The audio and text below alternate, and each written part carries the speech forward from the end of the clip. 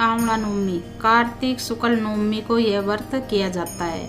इसको करने से व्रत पूजन अर्पण आदि का फल अक्षय हो जाता है, इसलिए इसे अक्षय नवमी भी कहते हैं। इस दिन गाय, पृथ्वी, स्वर्ण तथा वस्त्र आभूषण आदि का दान करने से ब्रह्म हत्या जैसे महापाप का भी विनाश हो जाता है। इस दिन स्नान आदि करके पूर्व की ओर मुंह करके आंवले के वृक्ष की सोडा उपचार विधि से पूजन करते हैं। फिर वृक्ष की जड़ में दूध की धारा गिराकर पेड़ के चारों ओर सूत लपेटकर कपूर या घी की बत्ती से आरती करके 108 परिक्रमाएं लगाते हैं। पूजन सामग्री में जल, रोली, अक्षत, गुड़, पतासे, दीपक और आंवले होना चाहिए। तत्पश्चात ब्राह्मण ब्राह्मणी को भोजन में आंवला अवश्य होना चाहिए। आंवला नवमी की कहानी इस प्रकार है। एक आंवला राजा था जो रोज 1 मन सोने के आंवले का दान करता था, बाद में खाना खाता था। एक दिन उसके बेटे की बहुओं ने सोचा कि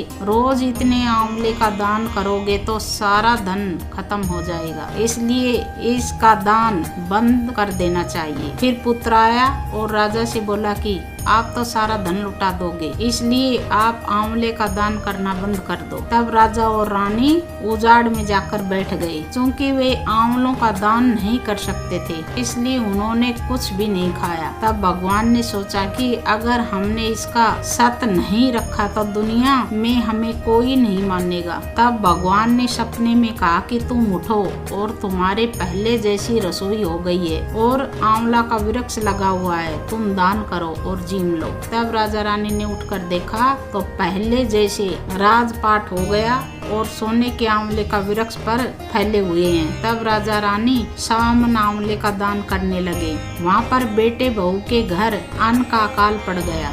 आसपास के लोगों ने कहा कि जंगल में एक आंवलिया राजा है, सो तुम वहाँ चलो तो तुम्हारा दुख दूर हो जाएगा। वे दोनों वहाँ पहुँच गए।